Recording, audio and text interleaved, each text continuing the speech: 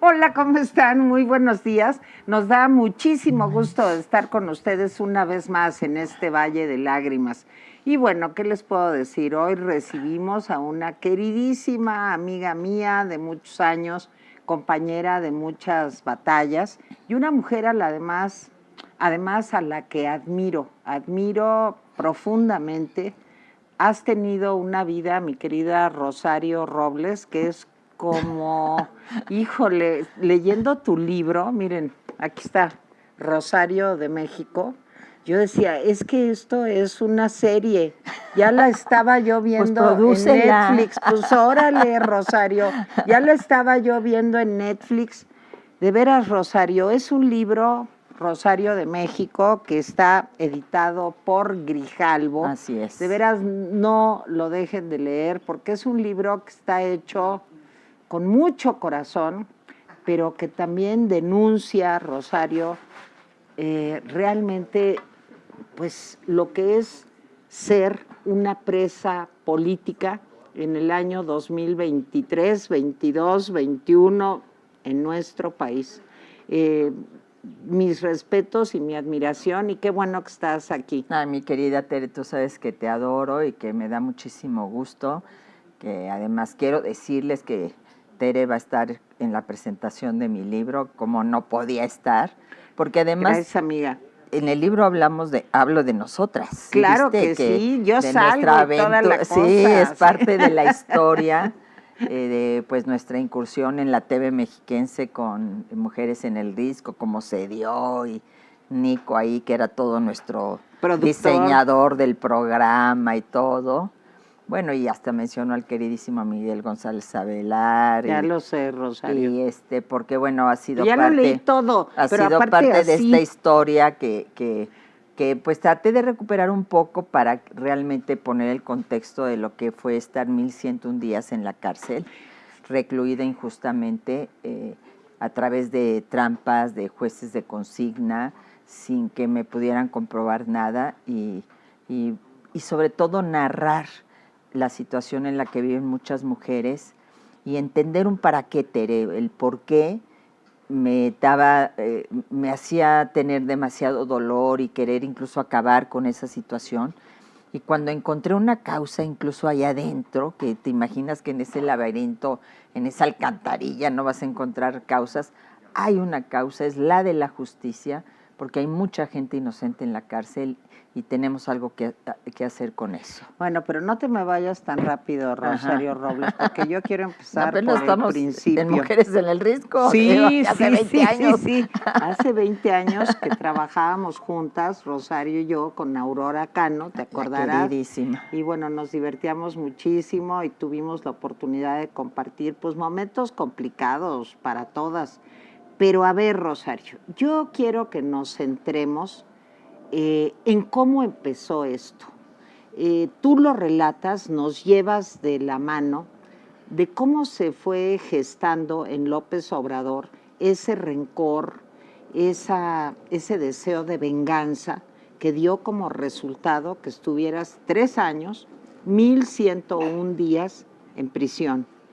¿Cómo empezó eso, Rosario? Yo lo que trato de demostrar es que Andrés Manuel es un personaje que no resiste que le digas no, que es un misógino que solo permite a su lado mujeres que le son sumisas.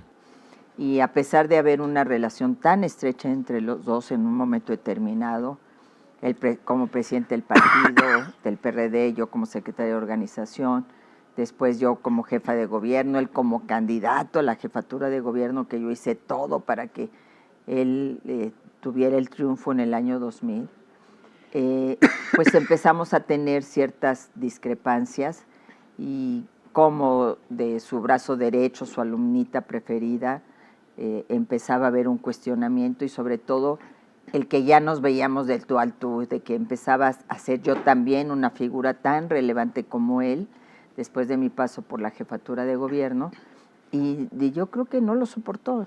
Y a partir de ahí pues vinieron los videoescándalos que yo tuve que pagar, cuando su gente es la que fue por el dinero, ¿no? Y tuve que pagar por una relación personal. Entonces, pues yo creo que desde ahí viene este coraje y él atribuye mucho. Es que no eres dócil. Yo No soy creo dócil. que parte del problema, Rosario, es que no eres una mujer dócil. O sea, tú no podrías ser Claudia Sheinbaum, y tú lo dices en el libro. O sea, el presidente quiere personas que estén a su entera disposición, que no tengan un pensamiento propio y que no tengan iniciativas, ni una personalidad, ni una agenda que defender. Y yo creo que tú estorbabas también ahí bastante, no solamente a López, sino también a Claudia. Y por eso soy la única que fui a la cárcel, Tere. Dime quién más. ¿Nadie más? Absolutamente nadie más. Había carpetas, había investigaciones, había situación. Bueno, Emilio Lozoya, que es un caso aparte, digamos, Sí. y Chucho Murillo, que es una infamia. Una infamia también. Igual que la mía. Pero de todo este entramado que se manejó de la supuesta estafa maestra, que eran varias dependencias del gobierno de la República y que finalmente yo estaba acusada de omisión, no de haberme llevado un peso, sino de omisión. La única que fue a dar a la cárcel con el argumento de que me podía fugar, que lo relato en el libro, y que después de que había regresado del extranjero a presentarme a la audiencia. Pero es que eres muy necia, Rosario Robles, porque cuéntanos eso. Mariana, su hija, le dijo 1 y 1000 veces, y yo lo sabía, no vayas, mamá, no vayas, mamá. Ya llegas, Rosario, vestida de blanco como palomita, a una celada. Era una trampa. A ver, cuéntanos cómo fue eso. Porque yo pensaba que si no me presentaba me estaba declarando culpable, Tere. Que yo tenía que dar la cara, que tenía que decir aquí estoy, que sabía que podía ser una trampa. Nunca me imaginé que Andrés Manuel llegara a tanto. El que nada debe, nada teme. Que él también nos lo dice todo el tiempo, ¿no? Nada más que a la Pero única que llevó al miedo. matadero fue a mí. Y pues no tenía opción, ¿no? Porque yo ni quería andar a salto de mata, ni tengo el dinero para andar a salto de mata, ni quería ver atrás a ver quién me denunciaba, no. Preferible presentarme, dar la cara, y yo creo que a la larga, Tere, eso que fue un momento sumamente doloroso, que además implicó uno de los mayores pleitos que yo he tenido con Mariana. Pero tenía toda la razón, pues Rosario. Sí, pero finalmente, al cabo del tiempo, la gente dice, ella se presentó, ella sí dio la cara, ella aguantó en la cárcel y salió limpia, y entonces esto es lo que vale. A un precio altísimo, sí, porque yo creo que el objetivo era quitarme del camino. Por supuesto. Entonces, y lo logró. Ya cuando, por el momento. Ya cuando ya no era yo en peligro, pues ya que salga Rosario de la cárcel. Yo quiero que nos detengamos en algunos puntos. Primero, Rosario Robles nunca fue acusada de robarse miles de millones de pesos. Tú tenías una falta administrativa. Eso primero, que quiero que me expliques. Si es que la hubiera. Si es que la hubiera. Ajá. Segundo, ¿saben cuántas otras instituciones estaban involucradas en la famosa estafa maestra? La Secretaría de Educación Pública, el ISSSTE, Pemex, la Secretaría de Comunicaciones y Transportes. ¿No es cierto? Sí. Banobras, en primer lugar. ¿Han ustedes escuchado que alguien que era titular o que tenía un cargo en estas instituciones hubiera sufrido lo que sufriste, Rosario? ¿Qué pasó? No solo eso, sino ni siquiera tener que presentarse delante de un juez. Yo creo que primero se dio esta investigación con información de manera muy interesada, intencionada, que salió de la Auditoría Superior de la Federación, esta que hoy no hace nada, ¿no? Como le acaban de decir en la Cámara de Diputados. Y que, la de David Colmenares. Sí, que empezó con el auditor Portal y después con David Colmenares. Y le pusieron mi rostro y mi nombre a esa investigación, Tere. ¿Por qué? Pues porque probablemente era la que más vendía. De todos los que tú has mencionado, yo era la más conocida, era la más polémica, y eras ¿no? mujer. Y además era mujer. Venganza. Entonces, pues todo el mundo era la estafa maestra Rosario Robles, estafa maestra Rosario Robles. Y creo que esta parte, sí, yo lo planteo en el libro, sí es una parte que tenemos que debatir en algún momento en México. Soy una absoluta partidaria de la libertad de expresión, pero hasta dónde llega también otro derecho que está en nuestra Constitución, que es el derecho a la honra y a la reputación. ¿Cómo conciliamos investigaciones periodísticas serias, profundas, pero también con las pruebas suficientes como para acusar a una persona? Porque al final de cuentas, el segundo libro de la estafa maestra, a pesar de llevarme en la portada otra vez, en realidad dice que esto es a nivel de oficialías mayores, claro, y que yo pagué indebidamente en la cárcel, porque el delito por el cual a mí se me acusó no merecía cárcel. ¿Cuál fue el argumento para mandarme a la cárcel? Ella se puede fugar porque, miren, nos da una dirección y en su licencia hay otra dirección. ¿Y qué resultó al final de cuentas? Que era una licencia falsa, fabricada, y no lo digo yo, que lo dije desde el primer día, no lo dice el perito, que tuvimos nosotros que llevar, Tere, no el Ministerio Público, que es el de la carga de la prueba, sino lo dice ya un Ministerio Público de la Ciudad de México y un juez de la ciudad y una juez de la Ciudad de México. Miren, aquí abajo en el libro tiene algunas fotografías también. Se puede ver esta parte, se puede ver las dos licencias. Evidentemente es una licencia falsa. Bueno, y con base en esto es que, pero les voy a decir quién, el sobrino de René Bejarano y de Dolores Padierna, que díganme nada más en qué cabeza cabe que ese señor pudiera ser el juez cuando era parte interesada en la situación de Rosario Robles, en la venganza. Porque te quiero decir que el juez Delgadillo Padierna no solo fue mucho más drástico, le enmendó la plana al Ministerio Público porque había una hazaña, un deseo de venganza, y a mí se me acusó de una omisión, nunca de un peculado, nunca de que me robé un centavo, sino que yo no impedí que otros lo hicieran. 5 años después, 6 años después, 7 años después de que se publicó la estafa maestra, ¿qué convenio se ha demostrado que no existió? Porque lo que se ha perseguido es la venganza, no la verdad, Tere. Así es. Yo no digo que no haya habido convenios probablemente mal hechos, en donde se abusó de mi confianza o la de otras instituciones, pero a esas personas no se les ha tocado ni con el pétalo de una rosa. Entonces, ¿cuál omisión que está primero, el huevo o la gallina? Primero demuéstrame la omisión y luego acúsame de la omisión. Además, primero me tienes que acusar por la vía administrativa antes que la penal, que fue a lo largo de 3 años y 4 años de un juicio, de un proceso jurisdiccional, que el juez llega a la conclusión, esto era administrativo, señores. Nada más, ¿quién me paga mis 101 días? ¿Quién paga todo el dolor que se le causó, no solo a mí, sino a mi hija, a mi familia? ¿Quién te retribuye una carrera política de tantos años, Tere? Entonces, eso es lo que me parece terrible. Pero de esta venganza. Rosario, es que fíjate que se juntaron muchas cosas. Por un lado estaba el deseo de venganza y el resentimiento de Andrés Manuel, pero también estaba René Bejarano.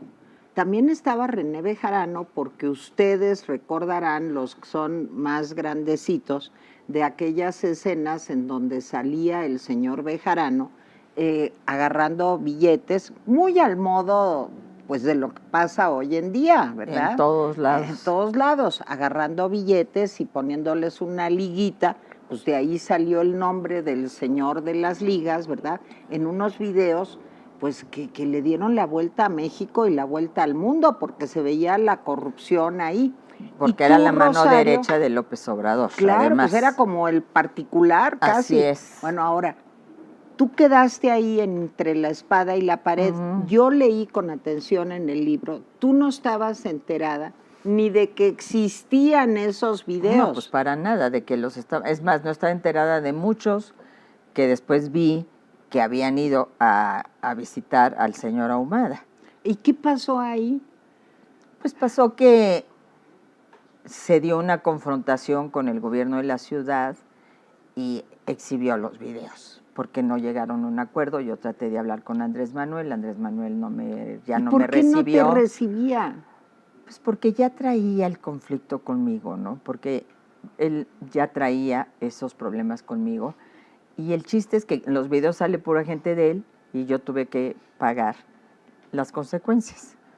Pero más allá de eso, o sea, nunca habló conmigo, nunca me dijo cómo está esta circunstancia, cómo está esta situación.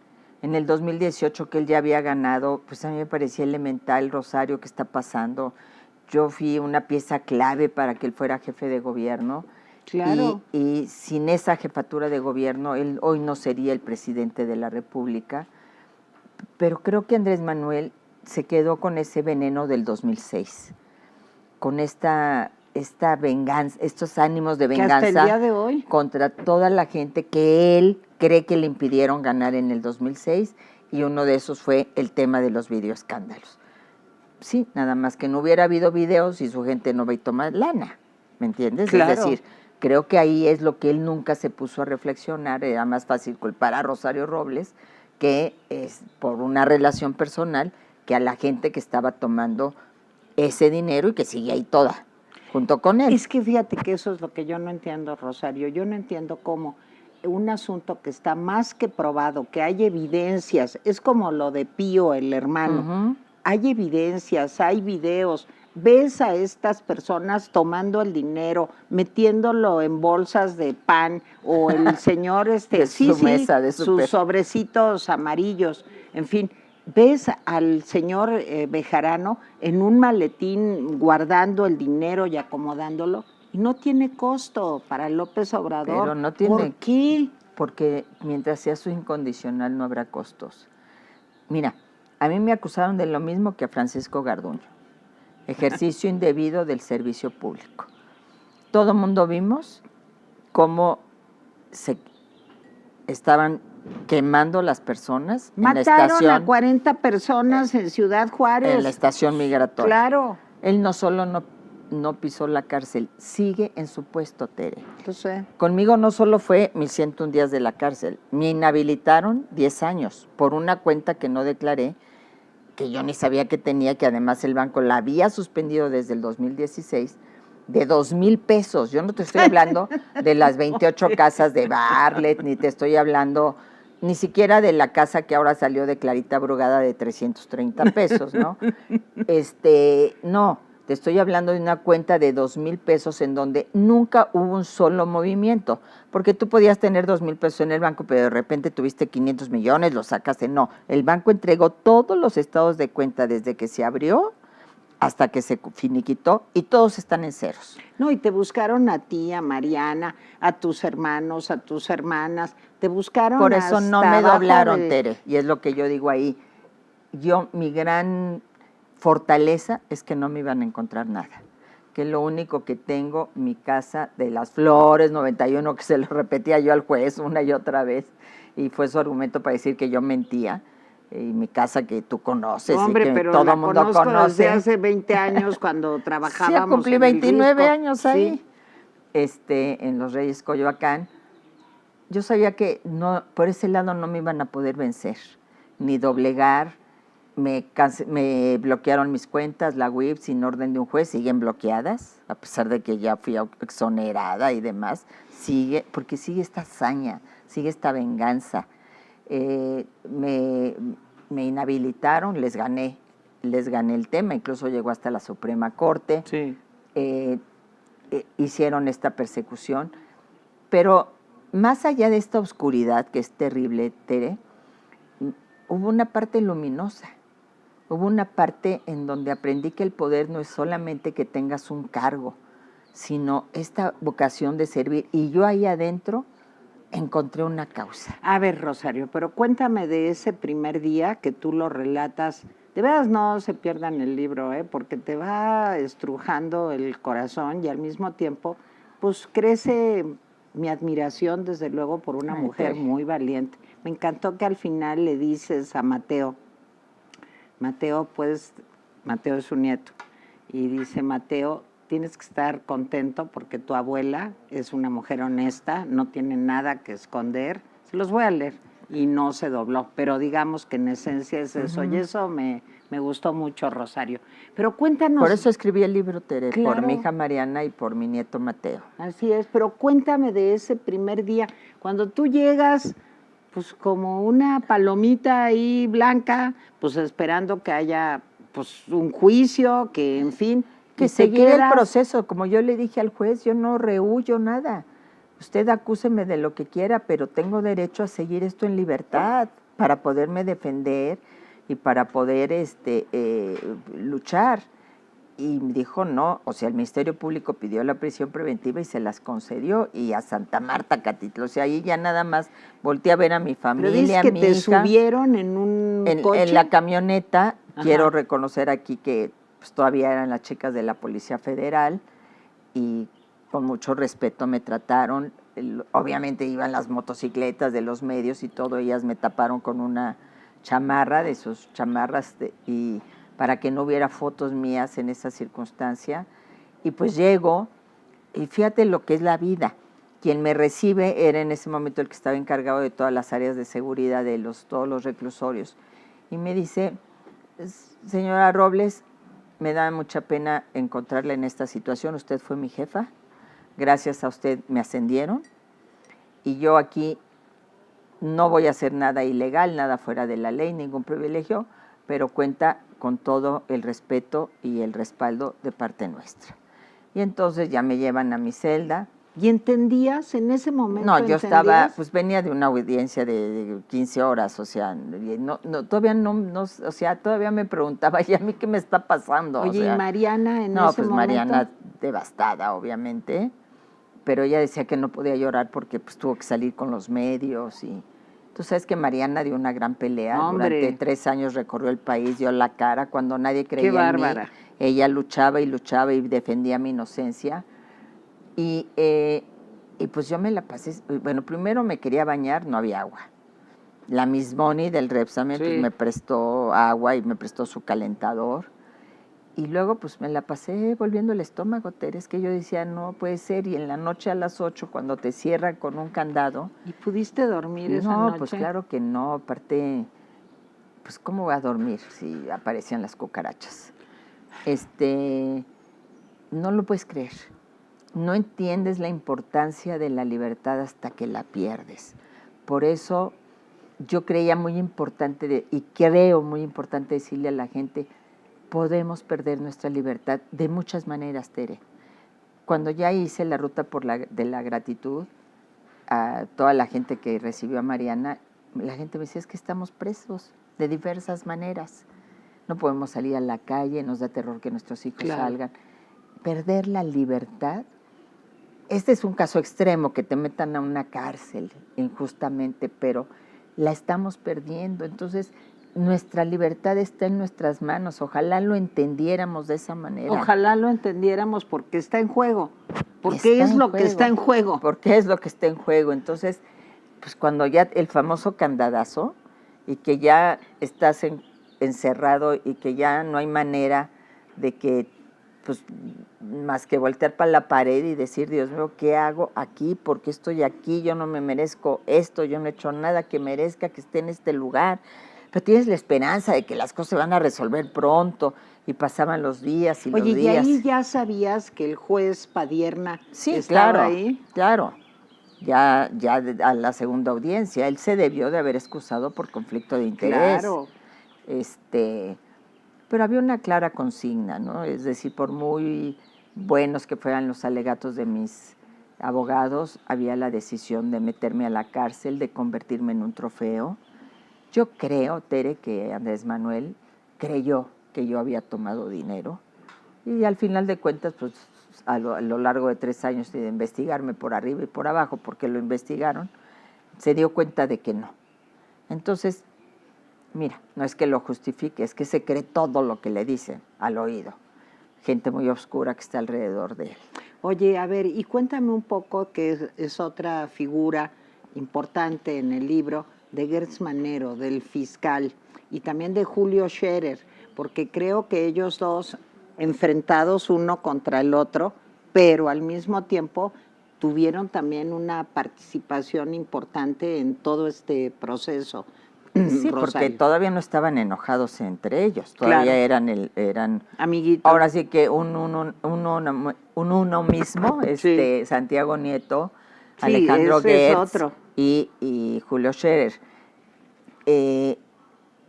Tú sabes que hay amigos en todos lados.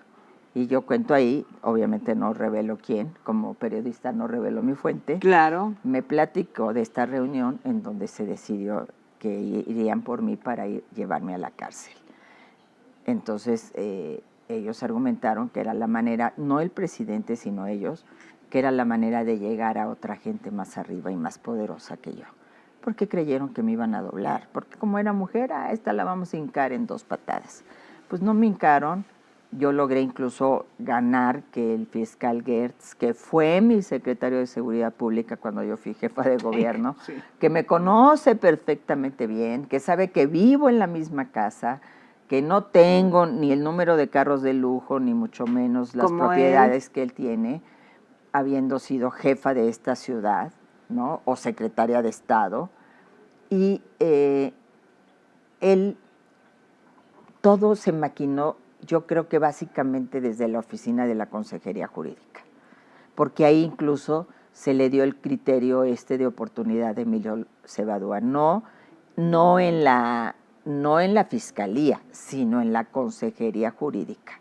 Entonces, déjame explicar nada más un poquito esto. Lo que pasa es que el oficial mayor de Rosario, pues era Emilio Cebadúa. Mi amigo de toda la vida. No se ha tocado tampoco ni con el pétalo de una rosa, cuando de él dependía pues todo. Todas las acusaciones están relacionadas con la oficialía mayor. Exactamente. Y lo que está explicándonos Rosario es que en esa oficina, en esa reunión entre Scherer, el fiscal y supongo que el presidente estaba, claro, el presidente. Bueno, pues ahí se decidió pues que el chivo expiatorio iba a ser Rosario y a todos los demás, pensando también una cosa, Rosario, yo creo que creyeron que tú podrías justo aprovechar esta ventana de oportunidad pues para declarar cosas absurdas que implicaran a Peña, a Videgaray, a... Sobre todo a Videgaray, no entiendo cómo había una hazaña contra Luis Videgaray tremenda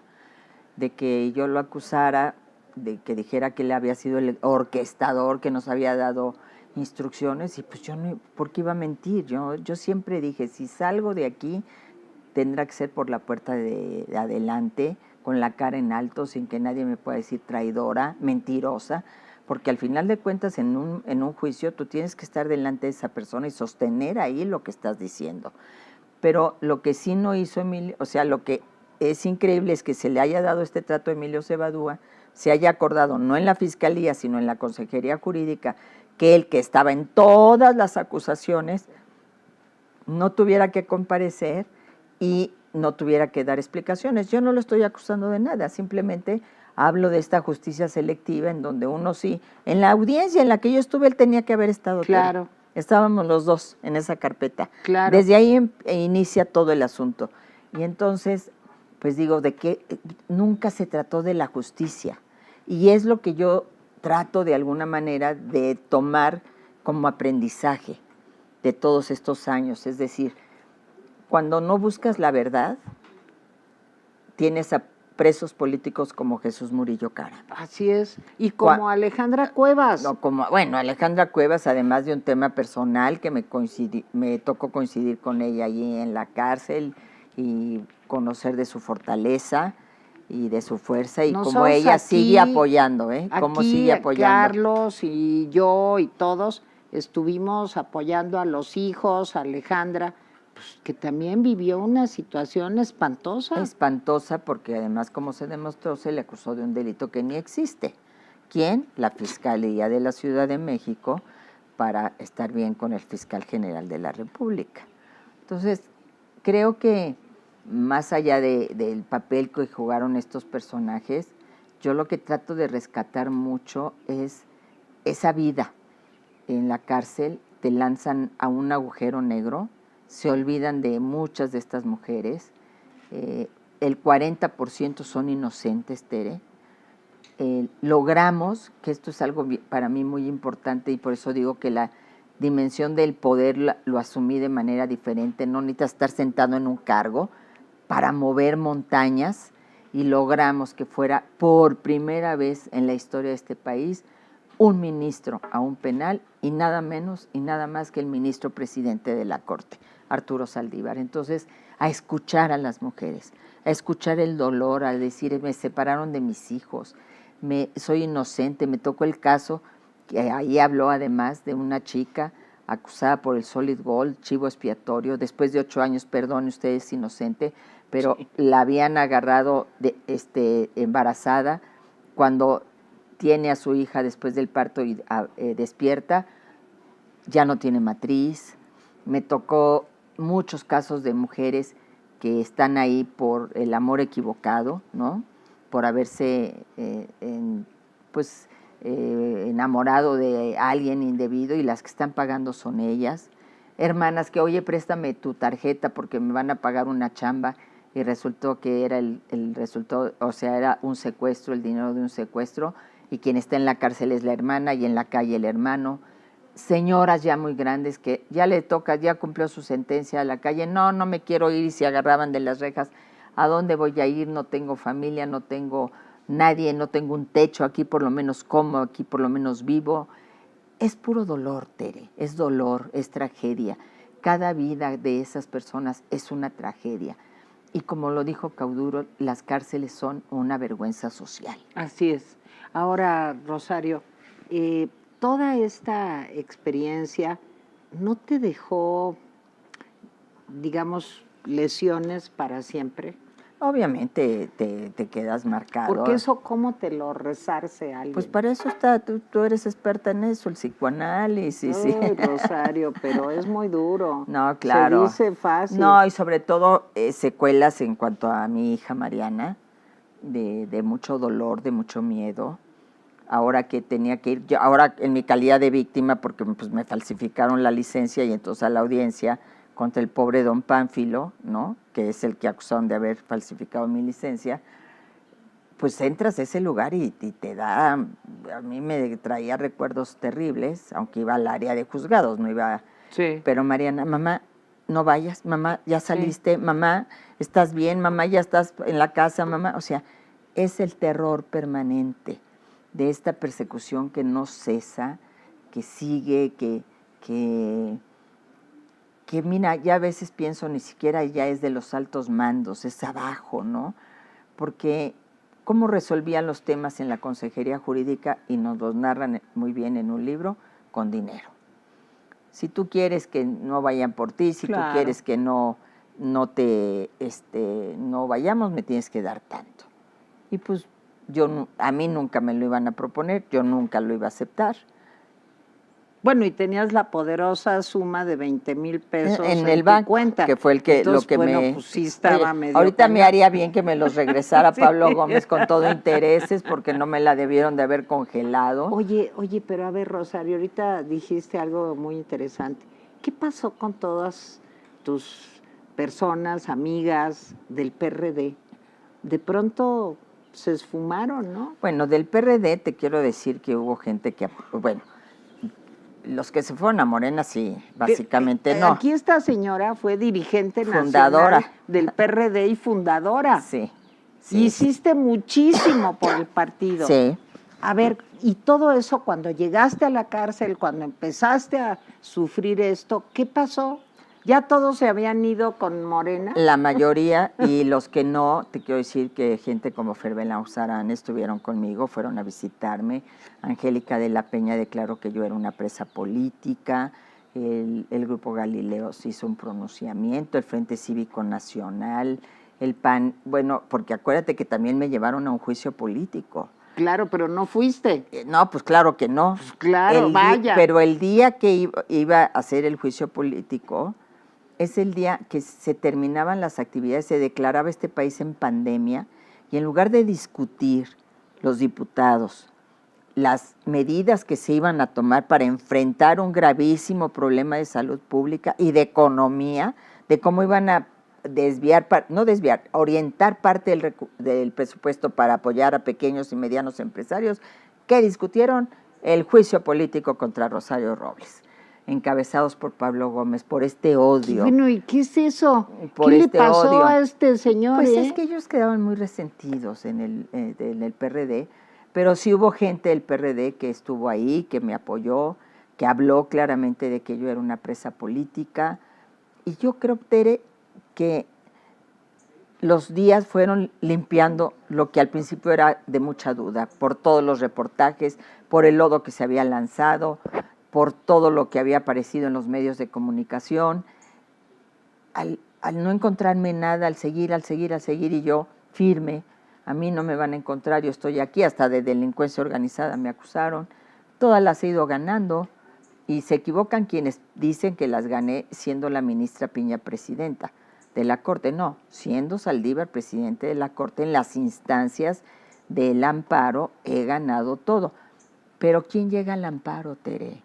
¿Cuántas de esas mujeres pueden pagar un amparo? Se requiere abogados técnicos que sepan hacer amparos. Y dinero.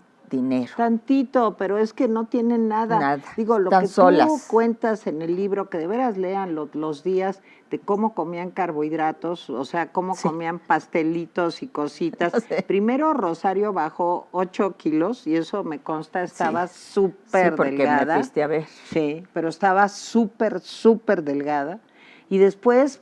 Bueno, después bailaste zumba, también, o sea, digamos. No, tuve 3 horas de ejercicio diarios. Me tenía que, el día te lo tienes que ir como palomeando las horas, ¿no? Ahorita hago la zumba. Libros? No, leí más de 100 libros. ¿Cuántos libros? Leí más de 100 libros. Oye, uno que me impresionó mucho, bueno, desde luego el de Víctor Frankl, que yo creo que te debe de haber dado, pues como es de un autor que vivió en un campo de concentración, los libros de Mandela, creo que también te inspira. Cuéntanos. Muchísimo. Es que el de Víctor Frank me llegó en un momento que yo digo, me lo mandaron desde arriba. Yo estaba ya muy desesperada, no había encontrado el para qué, estaba todavía en el por qué estoy aquí, y yo dije, ya voy a terminar con esto. Tengo que terminar con esto. No puedo con este dolor. O sea, ¿pensaste en suicidarte? Es que no creo que haya nadie que esté en la cárcel que no piense en suicidarse, Tere. Lo que pasa es que yo tengo una estructura familiar, tengo una formación, tengo una hija que pues fue la que me detuvo en el pensamiento, y me cae el libro de Víctor Frank, de El hombre en busca del sentido. Y entonces yo dije, bueno, si este señor, estando en un campo de concentración, que no sabes si en el segundo siguiente te van a matar, pudo encontrarle un sentido y sobrevivir al campo de concentración, aunque después salió y su familia ya había muerto, etcétera, terrible, dije, pues tengo que encontrarle un sentido. Mi primer sentido es Mariana, desde luego, y mi familia. Pero digo, Paco también, todos Magda, mis hermanos, tus todos, hermanas, en fin. Que como cuento en el libro, pues estaban en pandemia, no estaban en clases en la universidad ni en sus trabajos, y entonces me hacían de comer delicioso y yo me acordaba todo el tiempo de mi mamá, porque hacían las recetas de mi madre. Pero... Bueno, es que, digo, también piensen que estar ahí adentro es tener una serie de limitaciones, incluso de alimentación. No, es el hotel más caro del mundo, es decir, de México. Te cuesta muchísimo la cárcel. Bueno, ¿y qué pasó? ¿Cómo abandonaste esa idea tan terrible de acabar con todo, Rosario? Mariana, y luego el libro. Dije, bueno, pues si este hombre pudo sobrevivir, claro que puedo sobrevivir. Finalmente no estoy en un campo de concentración. Y coincidió con que primero yo estaba en un área como muy reservada, pero vino el COVID y ahí llegaban todas las chicas del ingreso, entonces llegaban todas contagiadas. Entonces nos sacaron y nos llevaron ya al área donde está toda la población. Entonces yo primero casi me agarraba de la reja, no me lleven allá, no me lleven. Pero cuando fui allá y las chicas, Rosario Robles, te ven como alguien poderoso, aunque estés igual que ellas en la misma circunstancia, que les vas a poder ayudar. Luego, licenciada, no, es que es en economía, no es en derecho, ¿no? Pero usted de todos modos me va a poder ayudar. Y escuchar esas historias, tú no sabes a mí cómo me sirvió. y yo les decía, tienen que luchar para que se les juzgue con perspectiva de género, les redactaba lo que tenían que decir al final, que eran madres de niños chiquitos. Me tocó ver cosas terribles, como las chicas en el teléfono se prostituyen para que les depositen 100, 200 pesos en una tarjeta para luego ellos poderles hablar a sus hijos, para decirles 2x2, 3x3, no te portes mal porque te está cuidando tu abuela. O este rollo de estoy de viaje, hijo. Sí, de no querer estoy de decir. viaje. Entonces es absurda la cárcel, es lo que trato de decir. Ahí que vayan los verdaderos delincuentes. Y no reinserta a nadie. Nada, qué reinserción ni qué nada. Y además nos tocó la pandemia, que no había nada. No, pero déjenme contarles algo que es muy interesante, de que Rosario un día dice, oigan, ¿y desde cuándo no una mastografía? ¿Qué pasó con un Papa Nicolau? Pues, o sea, somos mujeres, necesitamos tal. Y entonces le hablan a Rosario y le dicen, pues sí, órale, ¿cuándo quieres? Vienen a hacerte todo esto. Entonces le dice Rosario, pero no es a mí, es a todas. 1,400 mujeres. Es a todas. Y en ese momento, ¿qué pasó, Rosario? Pues ya entonces dijeron, es que yo lo planteé ante el juez. Y el juez manda, ya háganle el Papa Nicolau y la mastografía a la señora Robles, y entonces tienen que seguir la orden del juez. Cuando me llaman, yo les dije, no es a mí, es a 1,400 mujeres. No más. Porque durante la pandemia todos esos servicios no se dieron. Claro.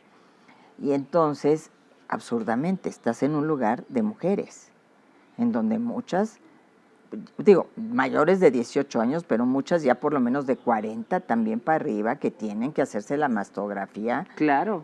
Y ya llevábamos 2 años. Y entonces después de eso, el doctor Tecutli, que era muy movido, el del servicio médico de ahí, que en la pandemia nos cuidó magníficamente, nada de estampitas, ni el detente, nada sí, de no eso. Era Gatell, Aquí pónganse el cubrebocas, aquí se reducen las visitas, aquí nadie va de un edificio a otro, todo está restringido. Y no hubo muertes más que de una sola persona, de las que estaban privadas de su libertad.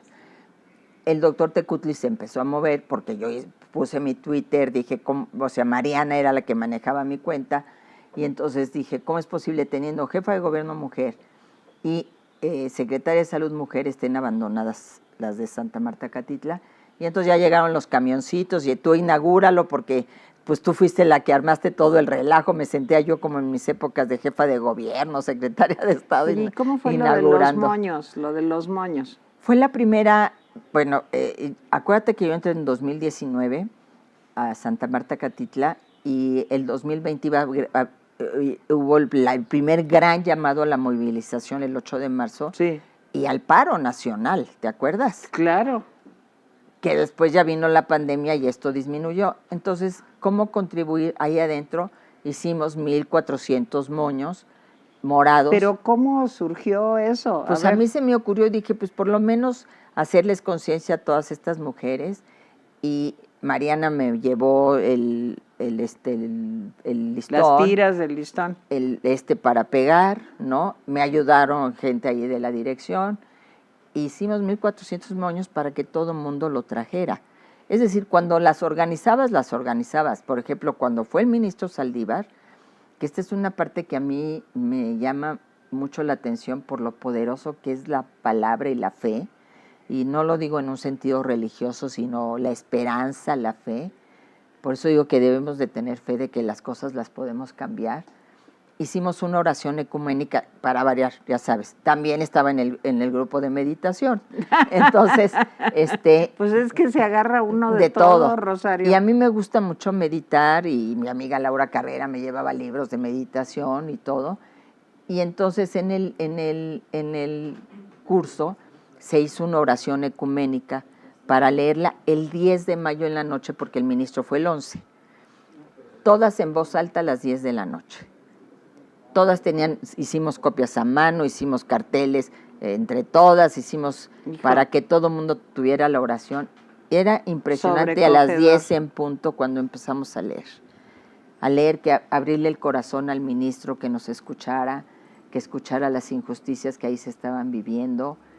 Y realmente fue impresionante, Tere, fue impresionante. Al día siguiente todas se comportaron, la cárcel que es ruidosísima, un silencio sepulcral, súper respetuoso todo el mundo, y la reunión con el ministro Saldívar, que yo digo, ese video, si es que hay, tapándole la cara a la gente, debiera realmente de verlo todos los jueces, todos los ministerios públicos, porque están decidiendo sobre seres humanos.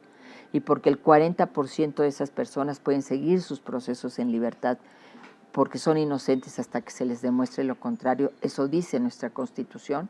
Y sin embargo, tú ya pisas ese lugar y ya eres una delincuente, ya no te quitas ese estigma. Bueno, y sobre todo que la prisión preventiva oficiosa y la está en contra pues, de la Comisión Interamericana de Derechos Humanos, de la Carta de Derechos Humanos de la ONU, o sea, es algo que no puede ser que se utilice en México con fines políticos. Lo de Murillo Karam, no, es terrible. Bueno, es algo, un señor tan mayor, tan enfermo, y que lo tienen también ahí por quién sabe qué, porque como tú dices, hay personas que tienen 2 años, 3 años, 5 años, 8 años, y no hay un juicio. Bueno, conozco a Gaby, que está ahí en mi libro, que tiene 18 años sin una sentencia. Imagínate.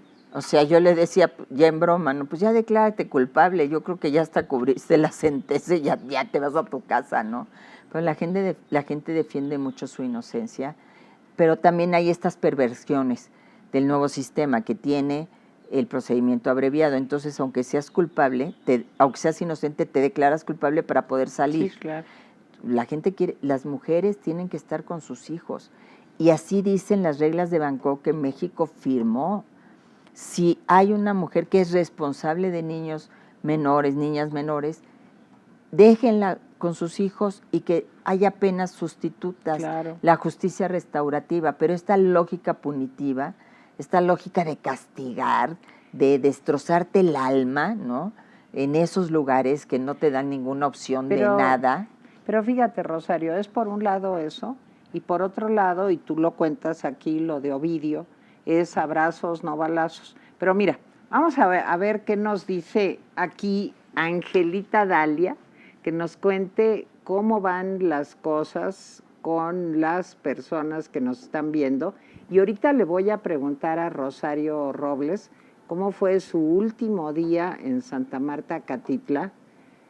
Y hay un capítulo, el capítulo final, si no recuerdo mal, donde de veras Rosario hace una serie de planteamientos que a mí me parecen más pues como una propuesta de Estado, de gobierno. Tocas temas muy importantes. Ahorita vamos a hablar de eso, pero a ver, Dalia. A ver, Teresita, vamos muy bien. Recuerden que sus likes son muy importantes, entonces por favor síganle dando like al programa. También tenemos algunos comentarios para ustedes. Sandra Ortiz les comenta, hola desde Chicago, Illinois, admirables mujeres. Joe Satriani comenta, Tere Vale, mujer bella, inteligente y con clase. Emma del Carmen Rodríguez comenta, una estupenda servidora pública, Sede Sol y la Sede Tú sí funcionaron en la dirección de Rosario Robles. Hoy muchos programas que se tenían desaparecieron con este gobierno. Así es.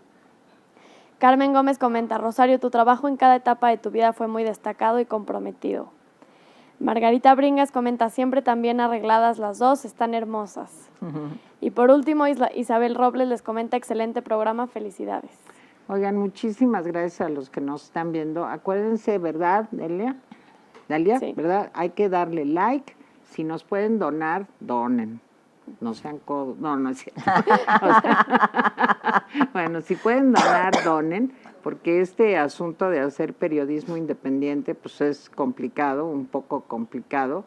Y acuérdense que recomiéndenos si tienen ustedes amigos o hay personas que a lo mejor no se llevan muy bien con ellas, pero que creen que les interesan estos temas de los que hablamos en Atypical TV, pues recomiéndenos, se los vamos a agradecer mucho. A ver, oye, Rosa. yo les voy a agradecer que compren mi libro. Ah, claro, pero ese es el comentario final. Ok. Sí, pero a ver, cuéntame, ¿cómo fue el último día?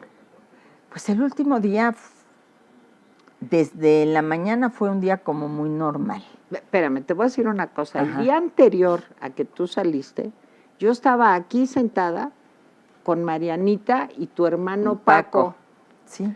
Y claro, no me dijeron nada. Porque no sabían. No, pues, y aparte, pues, ¿cómo me iban a Ay, decir? sí. Pues no, pues entiendo. Es que de repente fue todo como muy rápido, ¿no? Que bajara el domingo, que bajara al servicio médico, que necesitaban checar mi situación médica, que le pidiera a la fiscalía el cambio de la medida cautelar, pues como si siempre se han opuesto, tal. Bueno, ok, pues fue todo avanzando.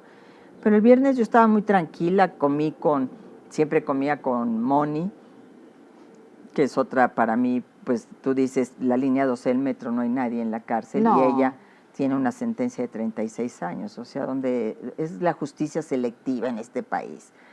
Y de repente me hablan de la dirección, como a las 5 de la tarde, y me dicen, Rosario, a la dirección. Pues ahí voy, siempre con una custodia, yo nunca andaba sola, ¿no? Y llego y me dicen, tiene una audiencia aquí virtual. Ah, caray, pues no sabía.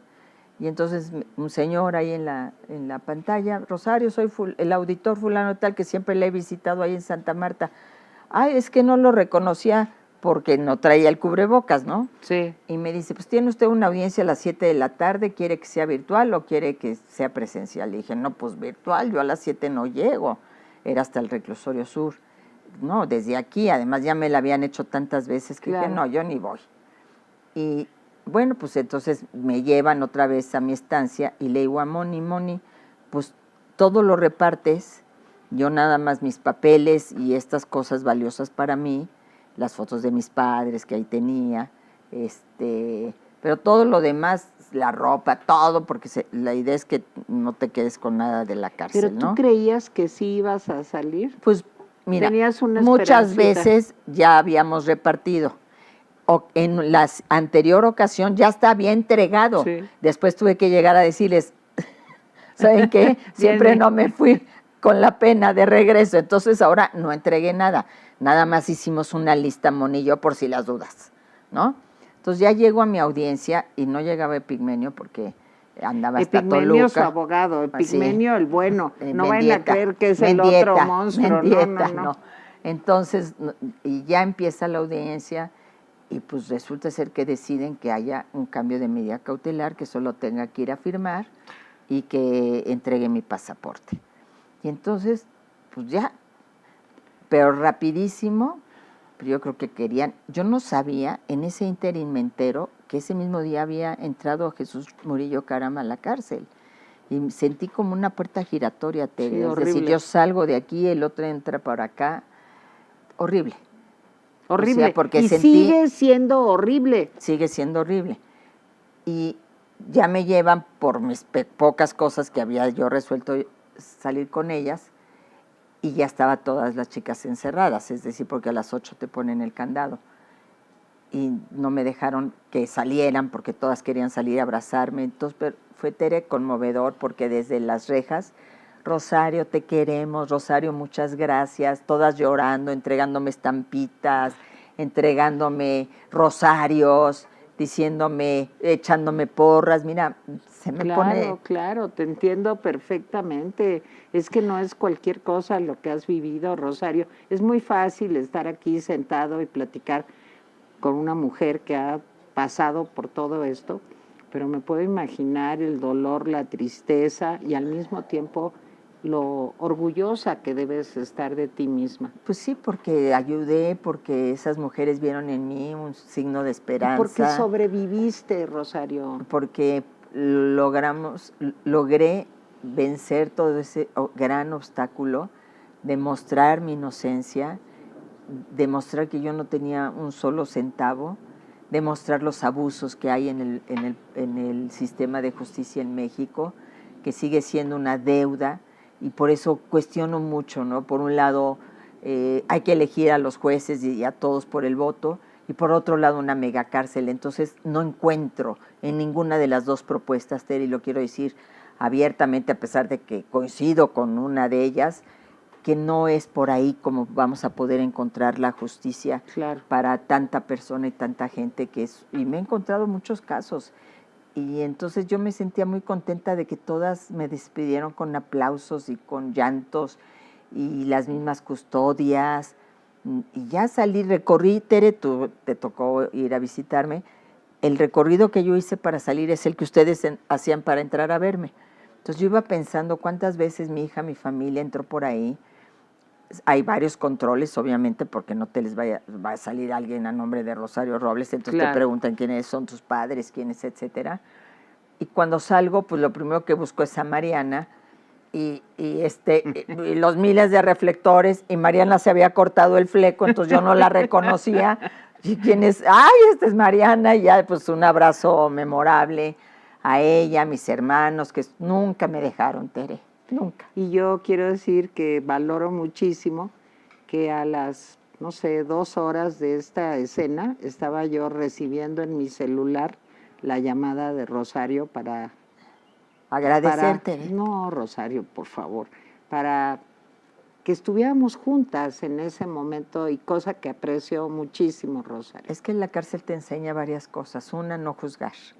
Somos muy dados a levantar el dedo flamígero y acusar. Y 2, agradecer. Yo no tengo más que agradecimiento enorme con toda la gente que creyó en mí, que allí estuvo, que me apoyó, que me soportó, que estando ahí o a lo lejos, porque me encuentro mucha gente que me dice, no sé yo cómo oraba por usted y todo. Sí. Y toda esa fuerza fue la que me dio fuerza a mí. Soy una mujer fuerte, pero son circunstancias muy durísimas. difíciles. Y no sabes, yo siempre he comparado con la vida y la muerte. Sabes cuándo naces, pero no cuándo vas a morir. Así empieza tu libro. Aquí, pues sabes cuándo entras, pero no cuándo vas a salir. Así es. Y pero saliste. Salí y bueno, pues decidí escribir este libro porque Mateo algún día le van a decir, oye, tu abuela X, Y o Z. Voy a pues leer no. lo que dice Rosario para Mateo, porque de veras es muy bonito. A mí, de veras, me sacó las lágrimas. Al final hay un capítulo chiquito de agradecimientos y dice, y a Mateo le digo que se sienta muy orgulloso de su abuela, a la que no doblaron ni rindieron, porque por encima de todo están los principios, la verdad y la lealtad con una misma. A todos y todas, simplemente gracias. Pues sí, es que es mi Mateo Rosario, precioso, mi Mateo precioso. Sí, que no conozco, caray. Ay, no, sí, lo tengo que estás conocer. en deuda. Miren, Rosario de México, de Editorial Grijalbo, está en todos lados, ¿no? Está en Gandhi, todas las librerías, Sanborns. en el Sanborns, en las librerías. Y como tú dices, el último capítulo ya es mi pensamiento, lo que creo para este país. Sí, hablas y de dos bocas del Tren Maya. Coincidentemente se llama México sin miedo. Fíjate así nada es, más. Así es, Rosario. Pues tú eres un ejemplo de una mujer pues que supo remontar el miedo, su miedo, y remontar la venganza y el rencor, pues de todo un aparato político en contra de ti. Y aquí estás, Rosario, otra vez de pie y con la frente en alto. Así es, y por eso le digo a la gente, si en esas condiciones tan adversas puedes vencer el miedo, que no lo podamos vencer para rescatar a nuestro país. Claro que podemos, Tere. Y lo vamos a hacer, lo vamos a hacer. Acuérdense, Rosario de México en todas las librerías. Mi querida Rosario, no sabes cómo te aprecio. Ay, y cómo te ofrezco una disculpa, porque la semana pasada ya estaba anunciado el programa y a ustedes también se la ofrezco, pero pues que me da el torzón y que me caigo y que me siento mal y ya no llegaba. Pero yerba mala nunca muere, o sea que aquí estoy otra vez. Y muy guapa, elegante, como te Así dijeron es, hace como un rato. siempre, somos elegantes y Oye, ya pasaron distinguidos. los años, ya el adjetivo es distinguidas. Sí, Okay, y es que ya bien. cuando te dicen, es que está usted muy distinguida, es que ya te llegó el tren, ya no te dicen, esta señora está guapísima, no sé qué. Pero no. tú sí, Ay, claro tú, que mi sí. Tere, también, y vamos a seguir haciendo tantas cosas juntas. Yo Claro te que agradezco sí. mucho, mucho tu apoyo, tu solidaridad, tu cariño, y aquí estamos. Rosario Robles. Muchas gracias. Privilegio Tere. que estés No, a con ti, nosotras. a ti. Y a ustedes muchísimas gracias. Nos vemos la semana entrante aquí en este Valle de Lágrimas. Que hoy sí fue Valle de Lágrimas. Siempre.